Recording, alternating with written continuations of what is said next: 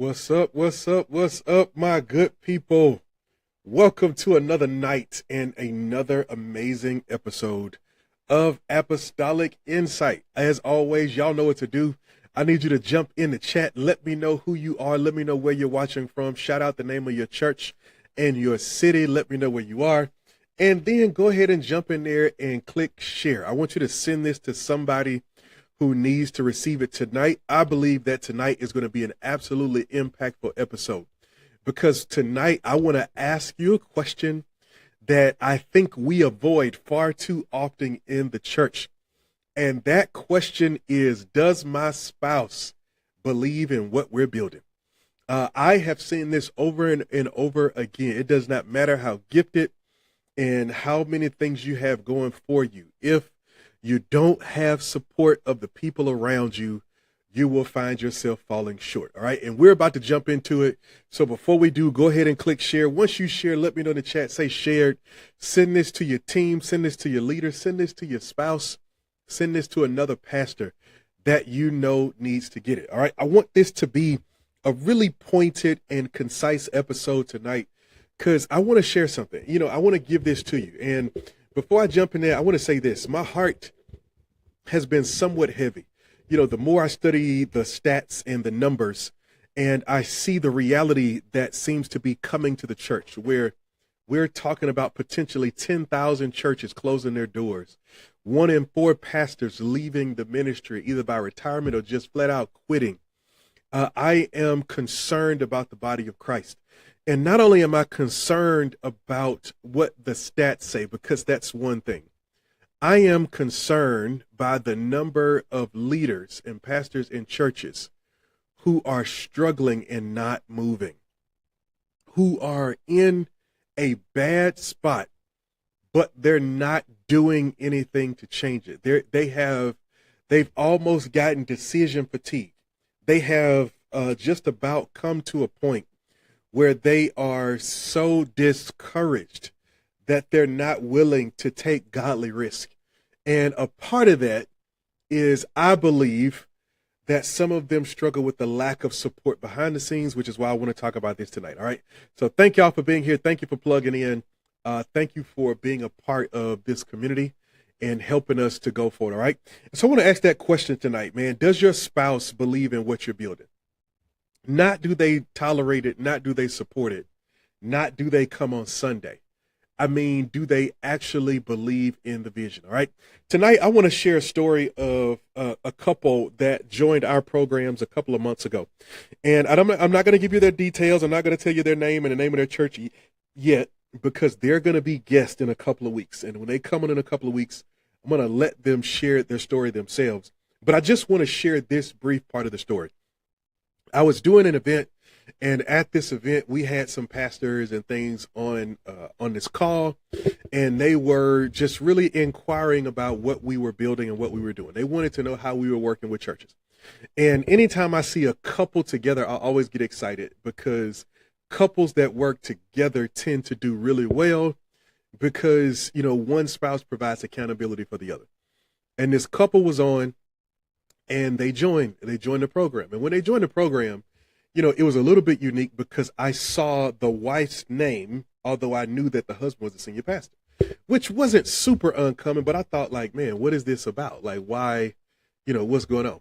And so we did a call with them. And when we got on the call, I love to ask why they joined the program. And the husband, he was kind of laid back in the background, not really saying anything. She was doing all the talking. He was even like off camera, like kind of deal. And so we got to talking, and I was asking her about why they joined the program and why they came in and why they decided to take action today and join and all this kind of stuff like that. And she said something that rocked my world. And I can't wait for you to hear this story from them because they are some absolutely anointed people. Can I just stop for a moment and say that some of the most anointed people in the world, y'all have never heard of? Like, they are people who are so unassuming. And you can't just look at what you see on the outside and think you understand them, but they are just absolutely anointed people, and they love God. They're serious about their faith. They're serious about what they believe. And so I was asking, I said, what made you join the program? What made you do this? And she said something that messed me up. She said that night, that day before we came on and we met with you, she said, I looked at my husband after church and I saw something in his eyes. She said, and I knew he was at the end of his rope. And I knew that if we didn't do something, he might not make it. And she said, so what I did, she said, I joined the program. I did it from my business. You know, I got a business. I run a business. She said, I went to my business bank account and I paid for it out of my business. I didn't ask the church for it. I didn't ask them to do it. I went to my business and I paid for it and I joined because I knew it was going to make a difference. And I'll tell you again, you'll hear more of their story coming in the near future. But one of the things that has happened with them is that after that moment, when they did come in and join the program, it was about a week later that they had their first new members in years. Their first new members within a couple of years joined the program. And at that point, I don't know that they had implemented a whole lot. I had walked through some leadership stuff with them and helped them with some things. But one of the things that I have seen over and over again is that when the priests put their feet in the waters begin to part. You know, that's what he told Joshua. He said, look, when the priest's feet hit the water, I'm not going to stop the water first. I'm not going to just make it easy, but when your feet hit the water, that's when the miracle starts. And I've seen that over and over again, which leads me to where I want to go tonight is understanding the support behind the pastor, the partner behind the pastor, all right? If y'all with me tonight and you know you need support and pastors need support, they're going to leave well, I want you to just drop the word support in the chat. Come on, drop support in the chat. Let me know that you're rocking with me, all right? And I want to talk about this from the platform of the spouse, but I want to go beyond the spouse and I want to go into the team because this is another thing that we see over and over again. Last week, we talked about why pastors quit too soon. And I talked about the in-between season, the season between where you are and where you're going. And we broke that down. And tonight I want to go a level deeper because I want to dive into this, man, because a pastor who stays is one thing, but a pastor who stays with healthy support is an entirely different category. And that's what I want to dive into tonight. I want to dive in having the support that you need to go forward. You know, because here's the reality, man. We all have had to navigate this gap. And again, we talked about this last week, is that my calling is here. My fruit is on the other side. But in between, I got an in-between season that I got to navigate. I got a season that I got to figure out. I got a season that I got to get through. I got some difficult things. I got some valleys. You know, I've got some stuff that I got to go through. I got some hills to climb, right? And then there is the gap, the momentum gap. You know, that gap where you're doing the work, but the actions aren't catching up to your work yet. You're doing the right things, but it's going to take a while before you actually see the fruit of it. And this is why this story struck me so much. She said, you know, I looked in his eyes and I saw something that he didn't have to say with words. And some of you leaders, you know that. Some of you spouses, you know that look, that feeling. And I can tell you in those moments where I have been close to the edge, it has been my spouse who God has used to help pull me back. And one of the things that was so unique about this story is that she saw it first. She saw it first. You know, sometimes when we see people in the pulpit, it can almost look as though they have superpowers. But then if you get that same person and you look at them at the kitchen table, sometimes you get a more real view of who they are and what they're going through. And this pastor was on the edge. He didn't say it out loud. He didn't go around announcing it because sometimes it feels unfaithful to be honest about where we're struggling and where things aren't going well. But she looked at her husband and she saw it in his eyes. And I know that most vision conversations happen in the pulpit, but the most important ones happen at the kitchen table. Because that's often where we can let down the facade. That's often where all the glitz and glamour and all the people are gone. And it gets real deal. And spousal vision is a game changer.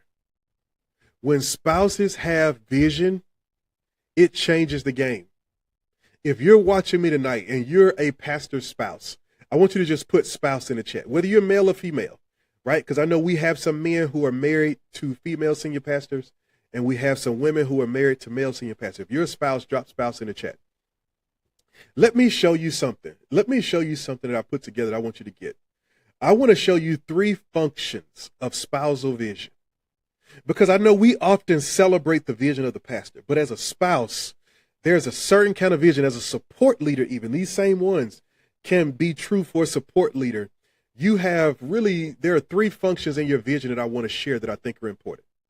Function number 1 is you see over the drop. You see over the drop. And what I mean by that is that you see the calling when the pastor is stuck staring at the circumstances. Oh man, that's good. Somebody put that in the chat. You see the calling when the pastor is stuck seeing the circumstances. And this works in so many different ways. We all need somebody in our life who can help us see over the drop. Is that we're looking down at all the things that are wrong and all the things that are going bad and all the things that are happening. And then you look over the drop and you see it like, man, there's more on the other side. Like, that's something I'm living just right today. I woke up this morning. I had a long night last night. I woke up this morning. I was tired. I didn't go to bed till like 2 a.m. Still had to get up, had an early meeting, had all of this stuff going on. And I was not in a great mood today, right? I was here. I wasn't angry or anything like that, but I was just like agitated, just blah. It's raining outside. I woke up late. I'm tired. I'm a little cranky. I'm eating 1 meal a day. So I don't eat lunch until, after 1 o'clock. And so I just got all these things that have me frustrated. And then my wife comes to the office and she says, hey, look, I'm running to Office Depot. I'll be back. She goes to Office Depot and she prints out this booklet of all these playbooks, these 12 playbooks that we're getting ready to roll out for our pastors, our builders, and their teams. And it's this entire manual for exactly how to lead a comeback in the church, how to build a structurally sound church, how to be a healthy, growing church. And she came back and she said, take a look at this. And she put that book in my hand. And while I was fatigued and tired and agitated, looking at the circumstances, she brought something that helped me see over the gap, helped me see over the drop. And that's one of the functions that a healthy spouse or a healthy support leader can bring, is the ability to see over the drop. Another function of spousal or support vision is this, and I want you to get this, is that you protect the assignment when the pastor's faith is running low. You protect the perimeter. You're watching, you're guarding the assignment when that personal faith get low, because this is something we don't talk about, and I don't have a grounding for this yet, because I'm literally having this thought on the spot, but it's something I want to explore. I want to explore the difference between personal faith and corporate faith, the difference between personal faith and pastoral faith. Because I have been in situations in my life where I could believe things for other people and not believe them for myself. And sometimes what support can do for you, and support vision and spousal vision, what it can do for you is that it can protect the vision even when your personal faith is low. So when I'm so agitated and so disconnected and so discouraged when it comes to ministry, my spouse can come alongside me and continue to protect what we're building, so that a low moment in my faith doesn't take me somewhere that is antithetical to where God has called me to go. That's a function of spousal vision. Third and final function I'll mention is creating an atmosphere, helping to control an atmosphere. I think sometimes as leaders, we need somebody who will protect us from our own kind-heartedness, from our own fear, from our own willingness and ability to accept less than we should.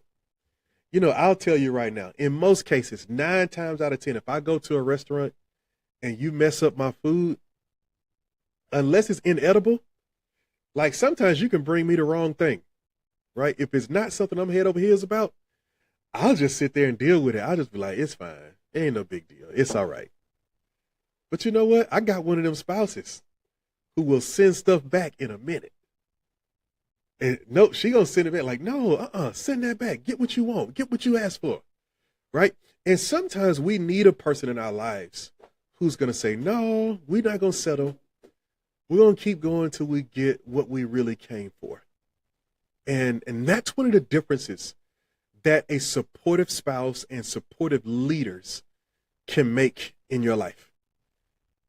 And it's so important for you to take the next step as a support person and make sure you understand that sometimes you've got to see over the drop. Sometimes you've got to protect the perimeter.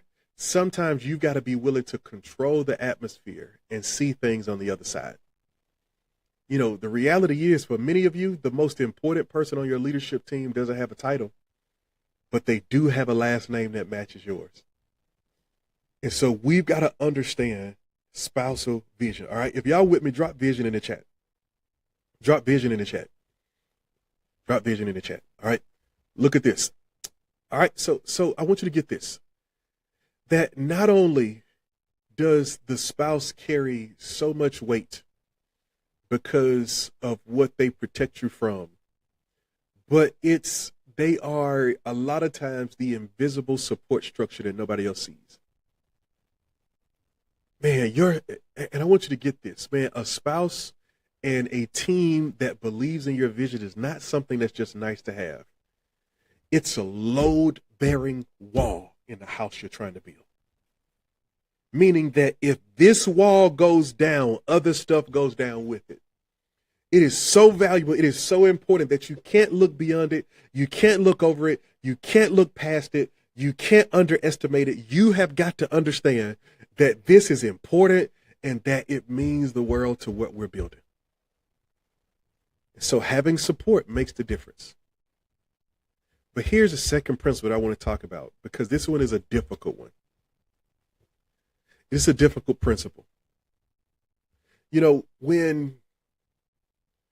whenever you're trying to move forward, you need somebody who believes in what you're trying to build. You know, when it was time for them to join our program, and they were sitting there, and I would guess that pastor, he didn't have the energy to say, yeah, let's go do this. He most certainly knew that the church was not finna step up and finna be handling this and finna be doing this. I know he knew that, right? I know he knew that wasn't about to happen, right? And because he knew that wasn't about to happen, what had to happen? She had to step up to the plate and do it for him. Can for a second, before I go to the next part, can I talk about one of the things that a lot of people don't like to talk about? Y'all know I'm good for that. I'm good for talking about stuff that other people want to run away from. All right. I'm good for that. I don't mind that at all. But here's what I want to dive into for just a second before I go to the next piece. Is that when the people closest to you don't believe, and then some of them leave when ministry gets hard, man, it does something to you. And I want to give you the other side of this story, because I've got two pastors. This story I'm telling you about with these pastors who are up in the Northeast, who will be a guest on the pod, hopefully in the next couple of weeks. Their story was somebody stepped up and said, no, let's go do this. On the opposite side, there's another pastor I spoke with. And I can't remember his name right now, and I can't remember where he is, but I'm just going to tell the story. But I was talking to him. We met probably a year ago, maybe a year and a half ago. And they were in a space where he, as a pastor, the senior pastor, could sense that things are okay right now, but we really need to strengthen some things for the season ahead. Like, we need to strengthen some things. And for him, we had met, he wanted to come into our program. He said, no, I think this is going to be a game changer for us. We need to step into this. We need to go be a part of this. And so he went to his board. He went to his leaders. He went to his team and said, hey, look, I really believe this program is going to be helpful for us. We want to join. I really need to get some help for me, some help so I can coach you guys better, so on, this, and the other, right? And he goes in to do that. He says he wants to join the program. He wants to do all these different things. And his team says, no. His team says, no, I don't think we ought to do it. And if I'm not mistaken, I believe his spouse was on that team, and I believe she said no as well. Said, no, we don't want to do it. Well, the church was okay at that time. Would you believe some stuff happened. Life started life and things started to shift, and the church started to decline. And when the church wasn't putting in programs fast enough, when it wasn't growing and systems wasn't moving and so on and so on, can you guess what happened? Most of the people who said no left. They left the church. And I don't want to tell you, this is not the first time that I've heard this story. We have this story probably 4 or 5 times over.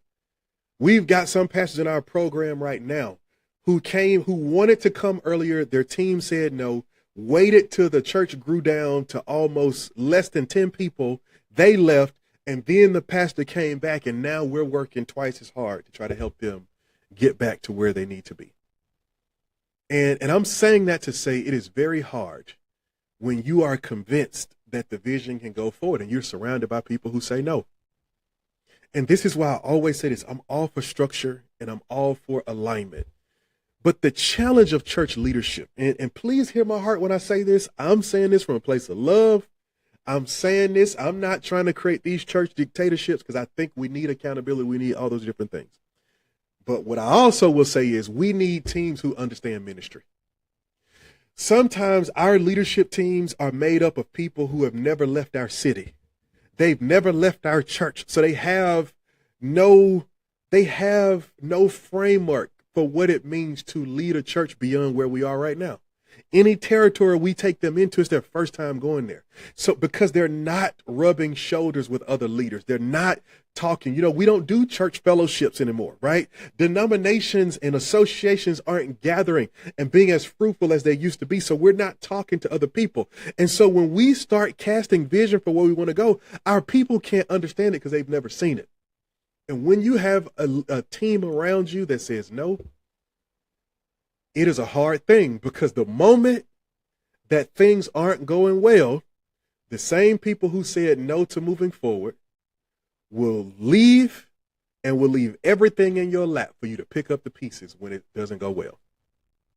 And I'm just telling you, this is why I say to pastors all the time, even when pastors come to us, they say, man, I want to work, but I got a team and I don't know if my board is going to do it. And I don't know if they're going to do this because we tried that and we got this going to. And one of the things I'll say to them, I say, listen, we've got our programs. That's why we set them up the way we set them up. That's why we price them the way we price them. I said, use wisdom and just join yourself first. I said, don't even worry about bringing the team in day one. You just plug into the program. You see some progress. You start getting better. You start growing. And then after you start growing, when the time is right, we'll bring the team in. But by the time the team comes in, they've already seen movement. I just actually had a call, one of our pastors, Pastor Chad Cooper. He's down in Zachary, Louisiana. And Pastor Cooper is in his early 30s. And he became pastor of a congregation where the average age is probably 70 years old, mostly seniors. And Pastor Cooper came into our program. He did just that. He joined himself. He came in himself, and he was working with us behind the scenes. His church had no idea we existed. They had no idea what was going on. But Pastor Cooper came into the program, and one day he showed the church. He said, hey, y'all, we got a new website. He said, showed the church, hey, y'all, we doing this event. Hey, y'all, we doing that. Hey, y'all. And he started just putting these things in place. And they started seeing wins to the point where they had young people started to come to church. Eventually, they were able to get a band. So now they got a band, and now the choir is coming along and growing a little bit better. And they had a couple of young people coming. They got all these things happening. And after all those wins happened, he said, hey, y'all, in next month on this day at this time on this Saturday, we're doing a Zoom call. And I'm going to introduce y'all to the coach who's been helping me do this, that, and the other. And just this weekend, I did a Zoom call with all their leaders. And I said, hey, look, y'all been seeing this. Pastor's been doing this, da-da-da. This is what we're doing. This is where we're headed. This is where we're going. This is what's coming next. And we laid it out for him because he used wisdom. Because some of you have this mindset that in order for you to move forward in your vision, you got to get buy-in first. And I'm just going to be honest with you. It doesn't work that way all the time. It does not work. People are not wired to buy into things that they can't see. And so as a result, if you sit there and wait for total support before you decide to take action, you might be waiting a long time, and you might wait until it's too late. And so all I'm saying is that one of the things that I realize is that it's tough leading when you don't have the support you need. It's hard.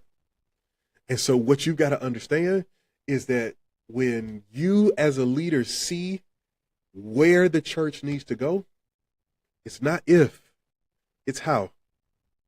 It's not if, it's how. And I'm not talking about violating your bylaws and doing stuff with the church's money that you don't have to do and all this. I'm not talking about that because that we're not going to go for. That we're not going to go for. And I'll tell you the way we operate, if a church comes to us and says, hey, this pastor did this and it was illegal, it was wrong, so and so on, like whatever we need to do to cooperate with the authorities, we're going to do it. I'm just telling you right now. So I ain't talking about that. What I am talking about is sometimes you have to be willing to make the sacrifice. Sometimes you won't have the support. Sometimes you won't have it. It's not there. But you got to be willing to say yes to God, even when it means that people are telling you no. You got to be willing to do that. Because, can I give you something that's reality? Not everybody who joins your team joins your vision. I'm going to say it again. Not everybody who joins your team joins your vision. Some people are on your team because they grew up in that church. Some people are on your team because it's the church their mama went to. Some people are on your team because they just want to be in leadership. But that is not an indicator that they have joined your vision. That is not an indicator that they want the same thing for you. I know what it feels like to lead a team where people love the church, but they didn't love the vision. They weren't excited about seeing new people come in. They loved the church because it's the church that their whole family was in. And because their family was there, that was enough for them. They did not get excited about seeing new people come to faith. They couldn't care less. And you got to understand that. Some people aren't joining your vision. And here's what's equally dangerous. There are some people who won't join your vision, but they will join your momentum. And what's dangerous about that is that when your momentum slows, they will leave. When your momentum slows, they will walk away. When your momentum slows, that's when you find out what they actually believe. And so one of the things that you need to do is you need to understand that you have got to get crystal clear on what God's calling you to do. So I went on a whole rabbit trail, but was that helpful? Did y'all get what I was saying with that? All right. I just want to make sure I'm not crazy. I'm not by myself. I had to get that because I would rather have 50 people who are all in. I would rather have 5 people who are all in versus 50 people who are halfway out. And because I'm telling you, the 5 people who are all in eventually will outrun the 50 who are halfway out. And so I'm just telling you, you have to get that. All right. So let me go to this. All right. Because here was a part of the story that I thought was really good with these leaders is that it came a moment where they had to decide, are we going to invest in the future or are we going to stay stuck in the past? Right. They had to come to that moment. Sometimes, in church, I had to preach this weekend and, usually people will come up after service and, the message was good, this and the other. And then they'll tell you things that's going on and say, hey, look, would you pray with me? Be praying for me. I got this going on. One of the things that I'm guilty of in the past is like, well, you know what, man, I'm going to pray for you, so and so on. But then what I learned is, man, if you can pray for them right now, why not pray for them and let them hear that you're going to God on their behalf? Why not just go ahead and do it now? Right. And that's a new rule that I've started to live my life by. If I can do something in less than 5 or 10 minutes, I'm just go ahead and do it. Don't put it off till later. Just go ahead and do it, knock it out, be done with it and move on. Because if not, you'll forget it. You'll leave it, whatever it is. And that's one of the things that sometimes happens when it's time for us to take action. I was thinking about the passage of scripture where Jesus comes up on the lame man and he asks him a question that I didn't understand when I was younger. He said, will thou be made whole? And I remember seeing that and thinking, like, why did Jesus ask that man that? Like, who would be crippled? Who would be in a dependent vulnerable situation and not want to get better. Like everybody who's in a tough spot wants to get better. Well, I kept on living. And as I kept on living, I came to discover that some people only change when their current situation hurts them enough. And as a result, there are some people who are in the same position as the lame man. And yet, when Jesus says, "Wilt thou be made whole?" instead of just saying yes, they just rip off a whole line of excuses. Well, it's these folks they don't want God no more. Well, people don't go to church like they used to. Well, it just, church ain't what it used to be. Stuff don't work how it used to work. And man, I don't know about this and I don't know about that and this and that and this and that. Some people go that route and just, instead of just saying, yes, Jesus. Yes, I'm talking to somebody who can help me. Yes, I want to be made whole. And one of the things I love about this story is that when the wife heard about the opportunity that she knew would help her husband, she said, let's do it. She said, let's do it, because I know that we are in a spot like the four lepers. There's death in front of us and there's potential death behind us. We might as well at least give ourselves a chance. And here's what I've learned, and I want y'all to get this. I think there are 3 levels of investment when it comes to change. If you want to see change in your life, there are 3 levels you've got to invest in. There are 3 levels you're going to have to invest on. And every single one of these levels are going to be required. And I really want you to get this. I want you to catch this because this is so valuable. Oh my goodness, this is so good. Are y'all getting this? Are y'all with me? Is this helping somebody? Oh my goodness. Listen, I feel like I've been in a flow state. Like I've just been in a rhythm lately where I'm in creative mode and creation mode. And so as I begin to digest all the things that I'm seeing and all the things that I'm, kind of trying to synergize from the church and so on and so on, like I just feel like it's rolling. And this is one of the things I'm really excited about. And I want you to get this, 3 levels of investment. Or I'll call it the escalation of investment, right? And I'm using all these phrases, y'all, because I've been working on another, like a secret book project called Leaving Potential. And I've been talking about and building a framework for how people can leave potential and actually become what they're called to be. Because potential means you could be, but you're not yet.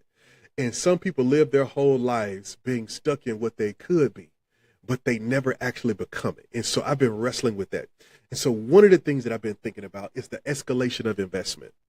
And here is what the escalation of investment is. There are 3 investments you're going to have to make if you're going to move forward in your life.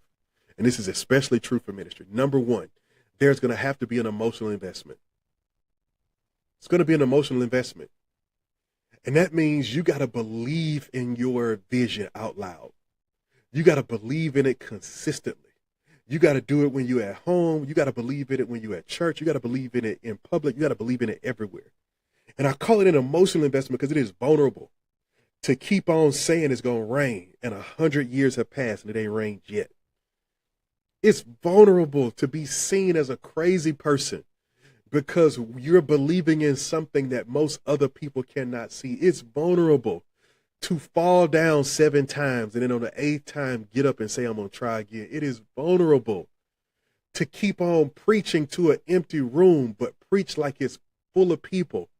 It's vulnerable to do those things. It's vulnerable to keep telling people, yeah, we building something. It's vulnerable to keep casting vision to the same people who looking at you like they waiting on you to drop dead. It's vulnerable to do those things. But if you are going to see movement in your church, you're going to have to make an emotional investment. You're going to have to put some skin in the game that's going to make you uncomfortable. You're going to have to do it because it's a part of the journey. The second investment you're going to have to make is you're going to have to make a time investment. You are going to have to put time into what you're called to build.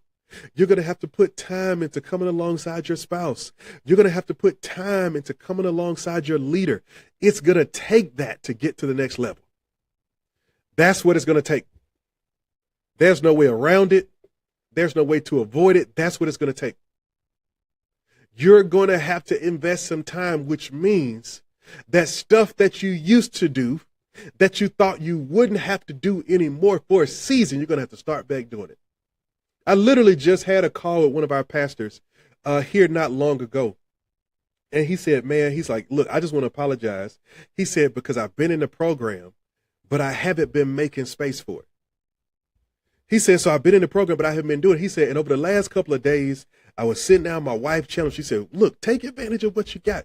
He said, I sat down and I went through some of the stuff and I said, Lord, this is exactly what we have needed. I just haven't been putting the time into it.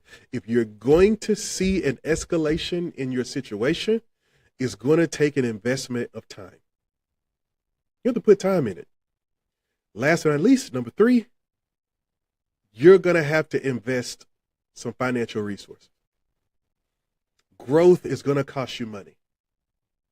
I don't care what you're trying to do. Growth is going to cost you money. If you're trying to build a church, if you're trying to build a vision, if you're trying to build a family. Where my folks at who got multiple kids? Why y'all ain't warn us? I'm over here with 4 kids, 4 girls at that. 4 girls at that. And I'm trying to tell you, trying to build this family, it's an emotional adjustment. It's an emotional investment. I think I saw something they said to raise a kid in the future, or I don't know if that's now or later. I think in the future, they said to raise a kid from birth to 18 years old is something like $300,000. That's what they're projecting it's going to be, or what it was, or something. I was like, man, listen, whatever it was, it's expensive. Do you know how rich I would be? Do you know how rich me and my wife would be?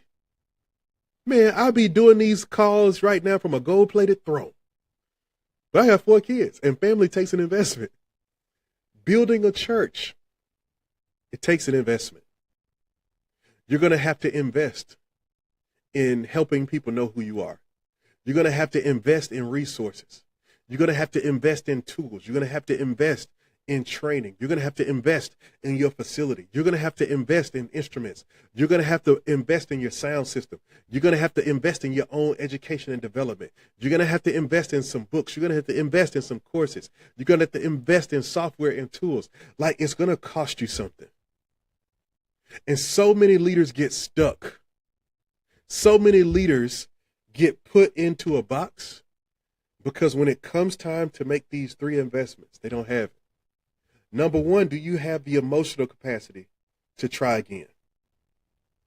Number 2, are you willing to make the sacrifice to set aside extra time? Because I know you're both bivocational.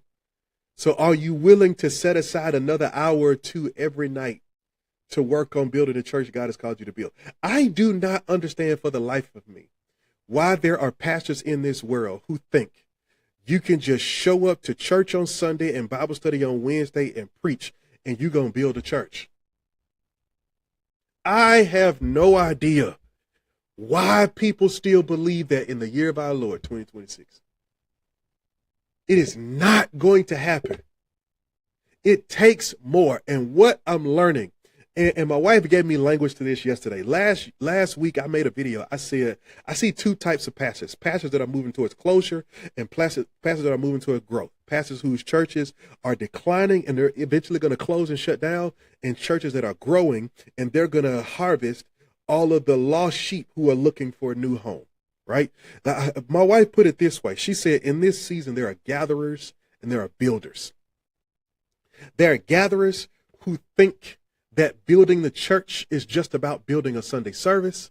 And then there are builders who are rolling up their sleeves. And yes, they're building a church on Sunday. Yes, they're doing Bible study on Tuesday, but they're meeting with their teams. They're making disciples.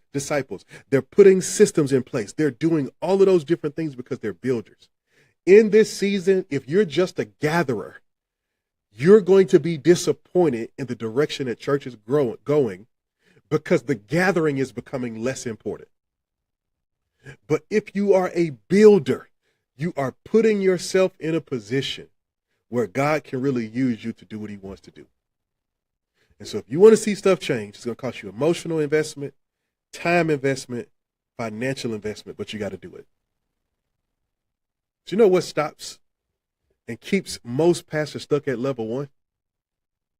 And here's how I know most pastors get stuck at level one.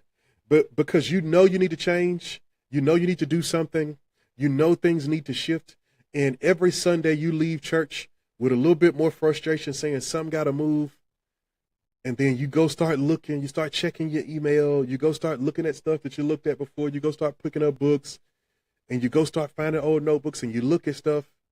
And by the time you get halfway into it, you put it down and you just kick it down the can. And so you get stuck in a cycle. Week after week, it's the same thing. Year after year, it's the same thing. Season after season, it's the same thing.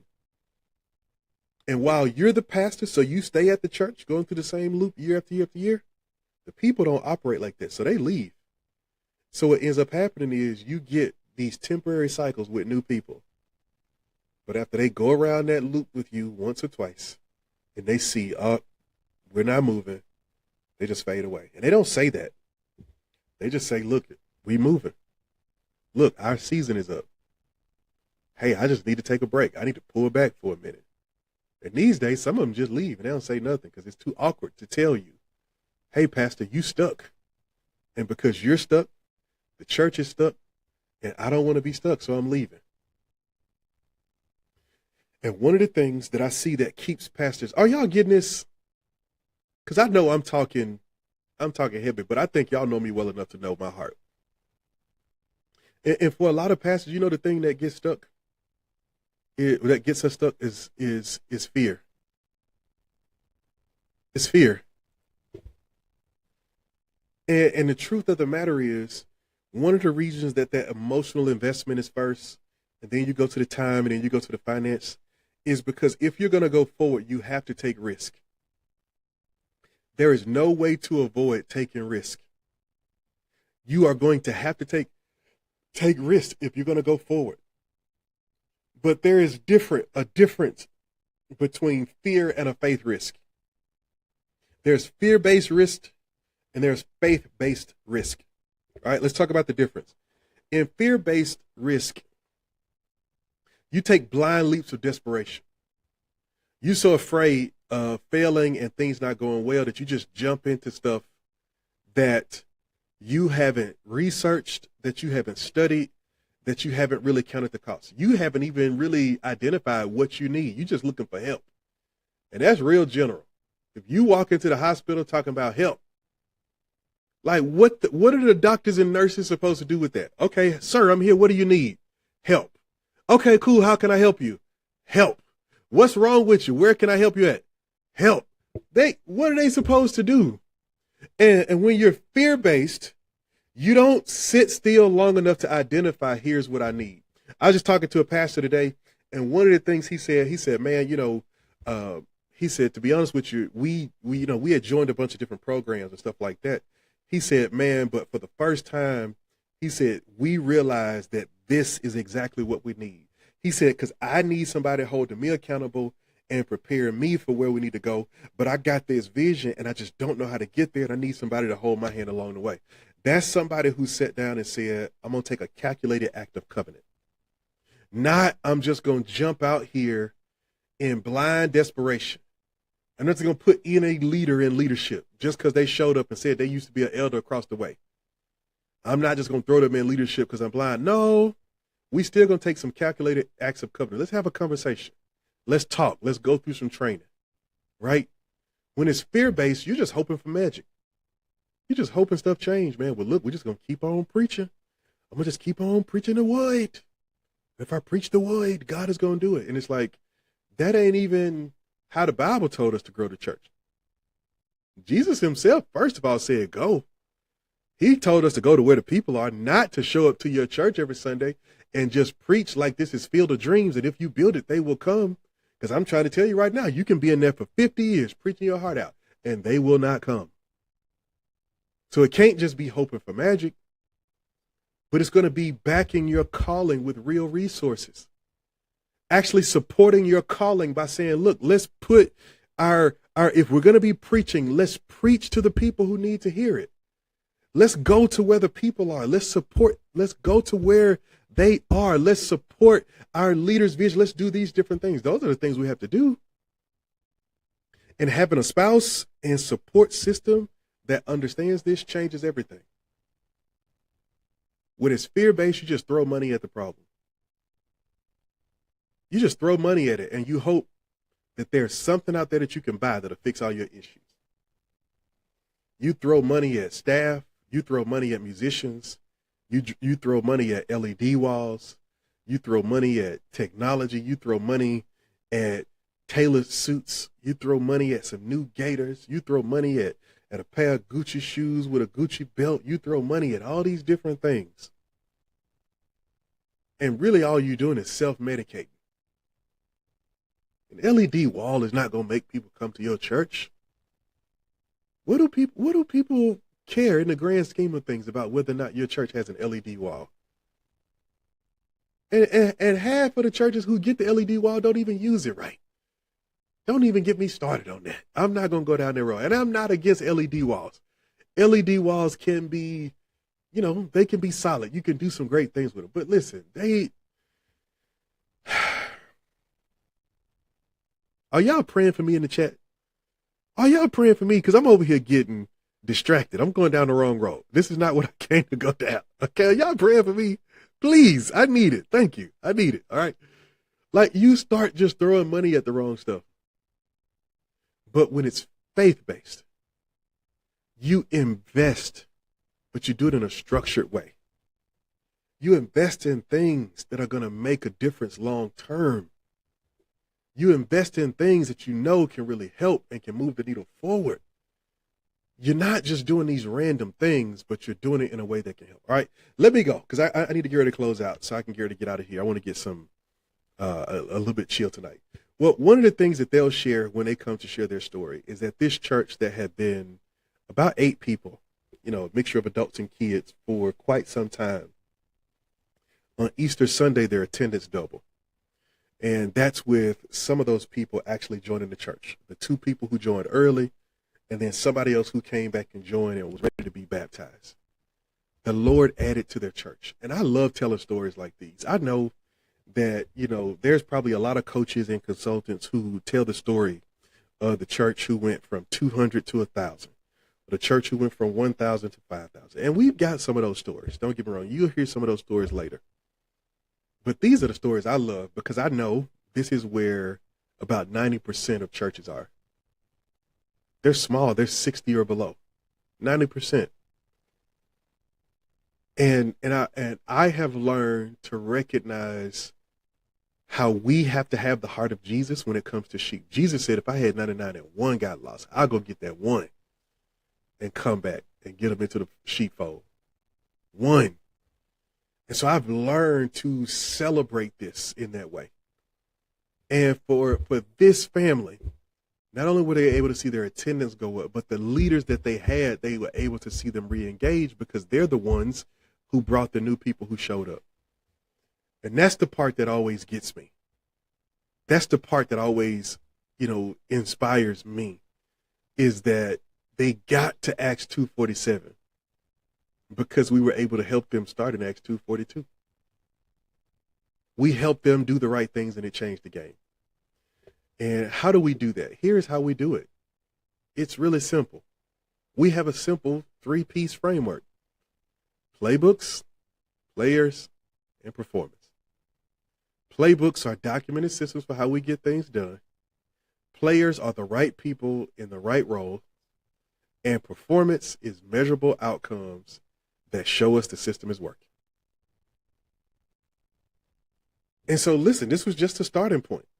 One of the things I was super excited about is that we started building our playbook. So here's an example of our first playbook. We created a library of 12 playbooks now. And each of those playbooks includes a serial, simple system that walks you through specifically how to execute the system that we're walking through. And this particular system is all about starting fresh with pastors and helping them to rediscover their calling. Before we work on their vision, before we work on their team, before we work on relaunching their church, we're starting with let's focus on you. Because if we get you healthy and we get you right, it's going to be much easier to work on everything and everybody else. And so we're building playbooks to help pastors take that next step. That's what we're doing. All right? Because every result you want to see in your church, it's downstream of the support that you have. It's downstream of the support you have. And I want you to get this. Like, you have got to put the right things in place so that you can begin to move the church forward, but it starts with support. So I want to go back to where I started. Spouses, you matter. Support teams, you matter. Without you, we are in trouble. Without you, we are in a bad way. But with you, we can actually get some things done. So I want to say this to the pastor carrying vision alone. Disconnection is your condition, but it doesn't have to stay that way. If you have a spouse that's not supportive, it doesn't have to stay that way. This is one of the reasons that we started a call for both the pastor and the spouse. On the third Thursday of every month, I meet with all of our male senior pastors and all of our men who are married to female senior pastors. I don't know if we call them first gentlemen or whatever it is. Pastors' husbands. And then every fourth Thursday of the month, we meet with our female senior pastors and pastors' wives. Because your spouse needs support too. And those calls aren't about systems. Those calls are just about life. Those calls are just about how are you doing? How are things going for you? That's what those calls are about. And so you've got to understand, you don't have to be stuck where you are. You don't have to beat your spouse into ministry. Just include them in what you're doing. Show them what you're building. Bring them along. Let them see it in your eyes. Let them see how serious you are and watch how God does it. All right. I want to give you this. If you're here tonight before I close and you need some support, we've got 3 different programs that we have created just for pastors and leaders like you. You can literally choose your vehicle. You can have us come in and build your systems for you in 90 days.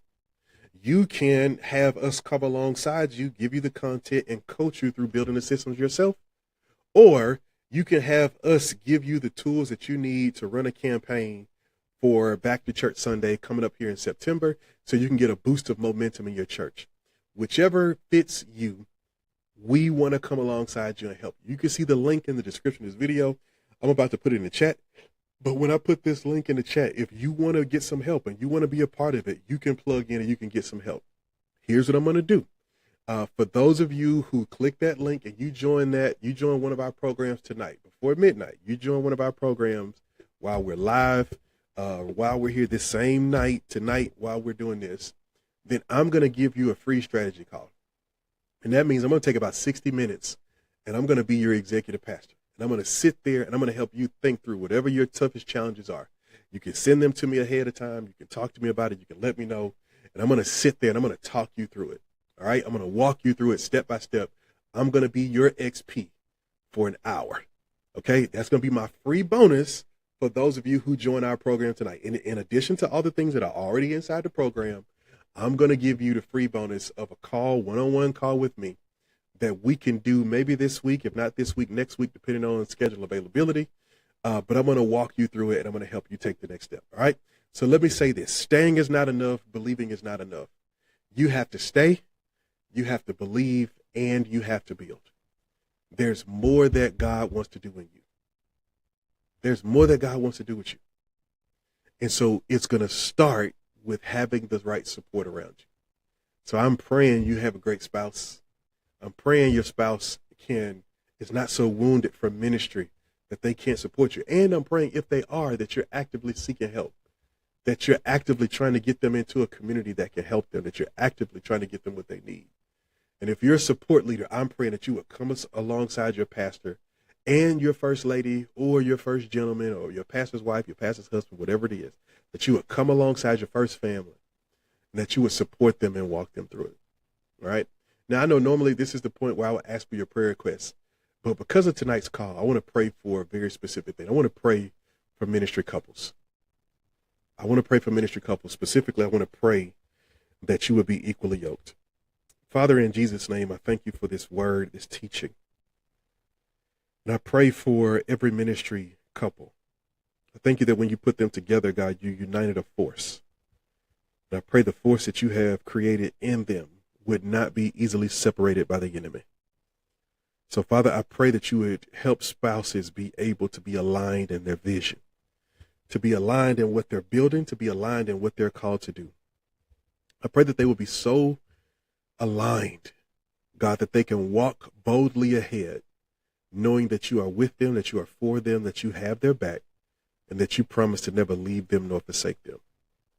Father, I pray in Jesus' name that you would allow them to walk forward in the vision, the ministry, and the plan that you have set before them. Give godly leaders the courage to trust you